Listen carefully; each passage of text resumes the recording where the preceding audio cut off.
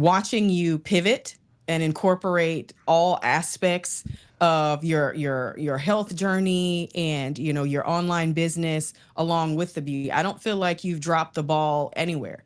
You've maintained that consistency within the beauty space, but this new era of you, like, I enjoy watching you like show the recipes and the yogurt and the fruit and like I need those kinds of things because I feel like so oftentimes we get so excited about these health journeys. Like we all start in January. Girl, we got our New Year's resolutions. We are ready. And then like you start to kind of go downhill. People like run out of ideas and they're like, well, I don't want to eat lettuce every day and I don't want to do this and I don't want to do that. But it's like if you can find someone that you admire in the space and like take your cue from them and kind of follow along and not feel like alone in it, I think it keeps some people on the path.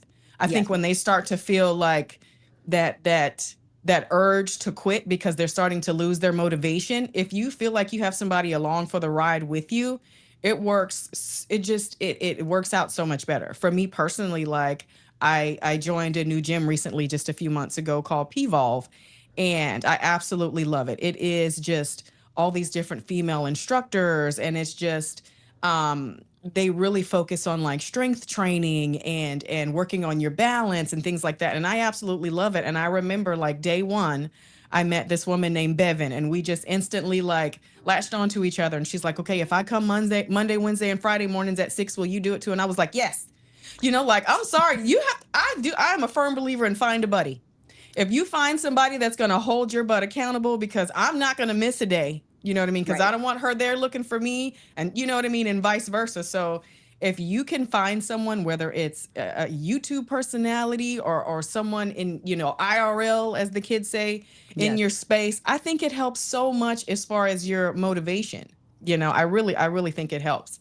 So you've inspired me so much. And I didn't even realize this, but I was reading on your page and found out that you used to be a contortionist.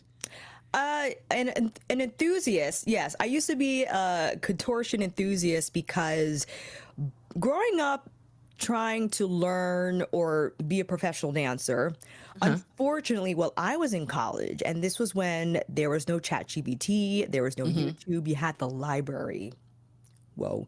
And some Hmm. DVDs, and I wanted to become more flexible, but Alvin Ailey and Fordham University had a joint BFA program that I attended Wow. where the only classes they would recommend that dancers take was either floor bar, Pilates, or yoga.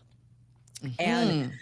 unfortunately, as great as those disciplines are, they don't actually improve flexibility to the degree that, let's say, Alvin Ailey likes to see high legs kicking you in the face, Hmm. right? And but that was all I had available to me. So in my mid 20s, when I finally took a fabrics class, like the fabrics you see in Cirque du Soleil, the Yes. aerial stuff, I always Yes. wanted to try that. Swatches on my arm. And once I did that, it's funny. Once you get into the circus line, you Hmm. can't help but also want to learn hand balancing and contortion. It all kind of goes together. Hmm. And when I was able to do a full split, let alone an over split in my late Ooh. 20s, I was in. I was in. And something that combines flexibility and also strength, not in the same way as like literature strength with lifting weights, but Hmm. it does require a sense of control and a lot of skill. The fact that I didn't take gymnastics as a child. I mean, Hmm. lightly dabbled, but nothing significant. And I was able to learn how to do a handstand Hmm. and just do these amazing things with my body. I was like, whoa, this is a lot of fun. But Wow. the pivot happened when I learned about metabolic health Hmm. and Hmm. the health outcomes of nutrition and becoming actually strong in terms of putting on lean mass, and how contortion doesn't do that to a meaningful degree. I was like, okay, so when I'm 60, do I want to do a split or do I want to carry my groceries without help? Okay. right? So, Mhm, and mhm. especially for women, like muscle mass just declines precipitously after 30. It's kind of scary. Uh, Ooh, okay, yeah. I'm way over 30. You scaring the bejesus out of me. Alrighty. And I'm 40, right? So Mhm, I had a lot of work to do, mhm, and just learning the role of muscle, how it's not just for the high booty and the pretty arms, but mhm. it is an organ. It produces hormones, and it plays a vital role in our metabolic health, and it helps to combat the viciousness of aging. See, and that's my goal. Like, I just want to age gracefully, and I want Yes. to be able to, hopefully one day if I'm blessed with grandchildren, I want to be able to chase them around the yard and play Right. kickball with them and Right. be as healthy as I possibly can. And just following you has really helped keep me motivated. You have taught me so much. I want to talk a little bit about if you could explain the difference between like Pilates and yoga, because a lot of Hmm. people, I had a few of my clients are like, well, can you ask her this? Because a lot of people, we don't truly understand the difference. I know yoga is like a lot of focusing on your breathing and stretching and downward dog and all this kind of stuff. And then you have Pilates, which I see they've incorporated a lot in NFL practices, Right. Pilates. So Hmm. can you tell us a little bit what the differences are? Sure. This is more going to be my opinion as someone who's in the fitness industry, Hmm. who's not certified in yoga or Pilates, but has taken both extensively. Yes. And what I think the main difference is in my eyes is yoga is a spiritual practice based on those spiritual pillars. You Hmm. have different types of yoga that are more yin based, where you hold poses for longer, you focus on the deeper breathing patterns, where you Hmm. have one that like Ashtanga, which is a lot more dynamic and physical, that includes different sequences that include handstands and a lot of hand balances. So Hmm. it is quite tough.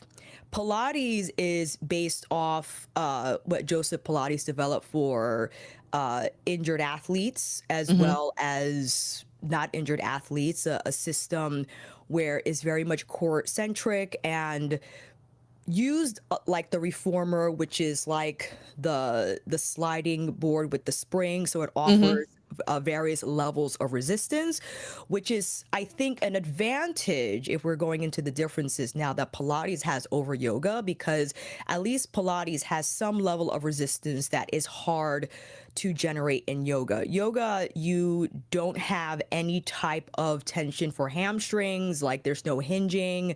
Hmm. Hmm. There's only lots of squatting, which is great tension for your quadriceps. But what about the other side of the thigh? Hmm. And there's no pulling, right? There's a lot of pushing, but there's no pulling. And when it comes to strength, you want to hit what I call like the six pillars of movement patterns: your hip hinge, your squatting and your lunging, your vertical push and pull, and your horizontal push and pull. Hmm. And unfortunately, from a physical standpoint, yoga doesn't contain like two of those, Hmm. Hmm. which is huge. Pilates, you could at least pull. You could definitely get a lot more hamstring posterior chain work in. But this is something I recently posted, the difference between Pilates and lifting, Hmm. I where saw you lifting and you were doing the squats with it. Girl, I was holding my breath. it's like, is she going I to make held my breath the whole time. Oh.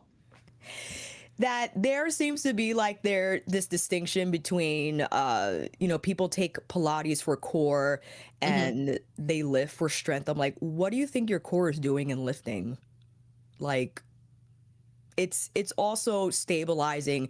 If I have 135 pounds on my back, Mhm. the core is coring so I don't fall.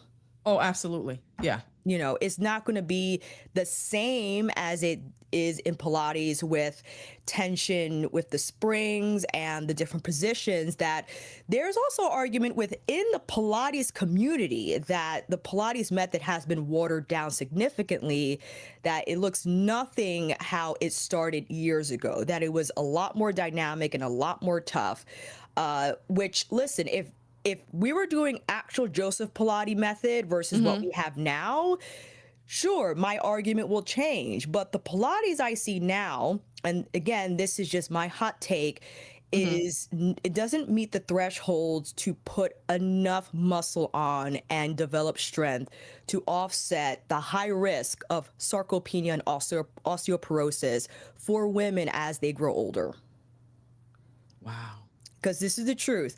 The muscle you see on the thinner women Mhm. are Mhm. just the outliers. Okay, this is not the average. There are women that just can sneeze and they'll get muscle. Yes, not They me. exist, right? Not me Mhm. either. Mhm. This was like, 3 to 5 years of work. Mhm. And because they have a lower body fat percentage, they look aesthetically toned and muscular. In my opinion, that is not enough muscle to help them survive what could be muscle loss and strength loss as they get older. Oh, You need a wow. lot more. You need a lot more. And how do you get more? Progressive overload. You can probably see if you're watching this on YouTube, yes, your girl is rocking a ponytail because I have been hitting the gym really, really hard these past few months when I've been in town. So I go to a gym called P-Volve, and that's something that I wanted to talk to you guys about today because it is just an incredible place that I discovered because of a friend of the podcast, Miss Janelle Rendon, and she posted about it months and months ago, literally like back in April. And so she posted about this gym that she went to called P-Volve, and it's amazing. Now, there's a lot of different gyms out there to choose from, of course, especially out here in the Houston area. There's Lifetime and Crunch Fitness and all these different ones. But I am a very specific type of person. Okay. So I need direction every step of the way. Now, if I'm just at Lifetime Fitness having a ball, child, I'm gonna get a smoothie and I'm gonna walk around and I'm gonna lay by the pool and I'll fool with a few machines that I barely know how to use. I'm the kind of person that needs a class. So if you're somebody like me and you're a woman who needs a class and direction, you will love P-Volve. It's P-Volve. They have an app and all these different things like it. Let's say you're out of town and you still want to do the workouts. You can go into the app and then you can follow the workouts online, which is really great because there's some that are like pre-recorded and things that you can follow along. So I love that. You can pay by the class. You can pay monthly. You can pay for like 8 classes a month, 6 classes a month, whatever it is that works with your schedule. And they offer a multitude of times. Like I'm an early riser, so I like 5 a.m. classes, 6 a.m. classes, and things like that. But if you have a traditional work schedule, sometimes at 8 to 5, 9 to 5, they have 5:30 p.m. classes, 6 p.m. classes, 6:30 if I'm not mistaken on some days. So if you have a P-Volve in your area, please, please, please check it out. I highly recommend it. Not gonna lie, it's predominantly women. I mean, like 99%. Since I've been going there in April, let's see, I may have seen a guy maybe 3 or 4 times max. Like on occasion, somebody will bring their husband and then child, the husband don't ever come back. It is not the kind of workout for guys, I would say. I'd say it is more geared towards women, just the type of exercise it is. They offer different classes like strength and sculpt, sculpt and burn. So it can get pretty intense in there, even though you're not pushing super heavy weight. You're using resistance bands that have up to like 35 pounds of resistance, maybe 3 pound weights, 5 pound weights, 2 pound weights, things like that.